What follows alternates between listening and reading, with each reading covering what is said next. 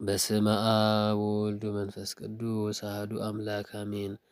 ግንቦት 15 ቀን ቅዱስ ናትናኤል ሐዋርያ ይታሰባል። በቤተ ክርስቲያን ትውፊት መሰረት ከቅዱሳን ሐዋርያት መካከል ዘግይቶ ሰማዕትነት የተቀበለ የሐዋርያ ነው። ቅዱስ ሐዋርያ የተወለደው ከእስራኤላውያን ወላጆቹ ጌታችን በተወለደበት ዘመን አካባቢ ነው። ይህ በምን ይታወቃል ቢሉ እርሱ ሕፃን እያለ ሄሮድስ 144,000 ሕፃናትን ሲያስፈጅ እርሱ ግን በእግዚአብሔር ጥበብ ተርፏል። እናቱ በቅርጫት ውስጥ አድርጋ የበለስ ዛፍ ላይ አስቀምጠው ተደብቃ ታጠበው ነበር። ለሐዋርያው ወላጆቹ ያወጡለት ስም ስምዖን ሲሆን ጌታችን ኢየሱስ ክርስቶስ ደግሞ ናትናኤል ብሎታል። በባልንጀሮቹ ሐዋርያት ደግሞ የቃናው ስምዖን ገሊላ ቃና አካባቢ ስላደገ አንዳንዴም ቀናተኛው ስምዖን ይሉት ነበር። ምሁረ ኦሪት ነበርና ዘወትር ለሕግ ይቀና ነበር። ስለዚህ ነው ቀናተኛ መባሉ። በገሊላ ቃና ሰርግ የደገሰውም ዶኪማስ የቅዱስ ናትናኤል የአጎት ልጅ ነው። ጌታና ደቀ መዛሙርቱንም ዶኪማስ የጠራበት አንዱ ምክንያት ይሄ ነው። ቅዱስ ናትናኤል ኦሪትን ከገማልያል ተምሮ ከበለስ ቁጭ ብሎ ይተክዝ ነበር። መሲህ ምነው ቀረ እያለም ይተክዝ ነበር።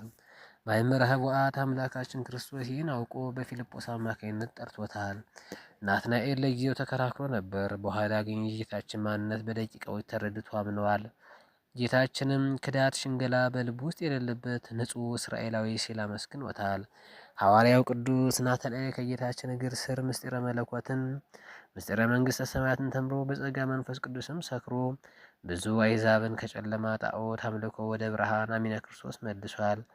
እጅግ ብዙ መከራንም ተቀብሏል። የጌታችንም ወንድም የተባለ ቅዱስ ያዕቆብ አይሁድ ከተገደለ በኋላ ቅዱስ ናትናኤል የኢየሩሳሌም ሁለተኛ ኤጲስቆጶስ ሆኖ አገልግሏል። ከአይሁድም ዘንድ ብዙ መከራ ደርሶበታል።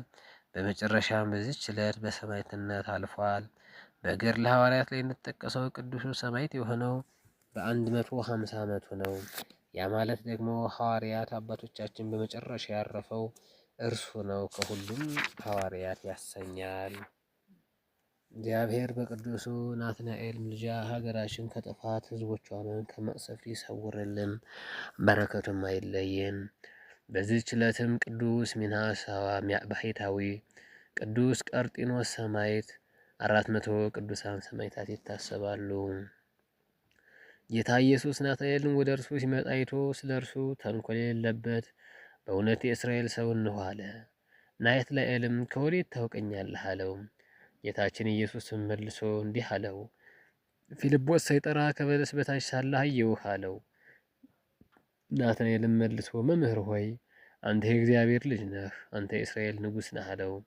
የቅዱስ ዮሐንስ ወንጌል ምዕራፍ 1 ከቁጥር 48 እስከ 51። ሰላም ለናትናኤል ሰማዕቱ ሐዋርያሁ ለክርስቶስ ዘይነብር በዲበ ኪሩብ ሰረገላሁ አረጋዊ ክብር ዘጽህሙ እስከ ህባኔሁ ያጽንአነ በየማኑ በዕለተ አባይ ፍትሑ ለእሳተ ገሃነም ቀይህ እስከ ያፈርህ ግርማሁ ስምዖን ሐዋርያ ዘተጸገወ ስመ እምኀበ አምላክ ዘፈጠረ ዓለመ በቅንዓቱ ወበንጽሐ ልቡ ናትናኤልሃ ተሰይመ ሰማዕታት ዘደንደራ ወሚና አስዳግመ አሰርግቡኒ ሞገሰ ወጸግቡኒ ሰላመ። በዕለቱ ከተነሱት ቅዱሳን ረድኤት በረከት ይክፈለን።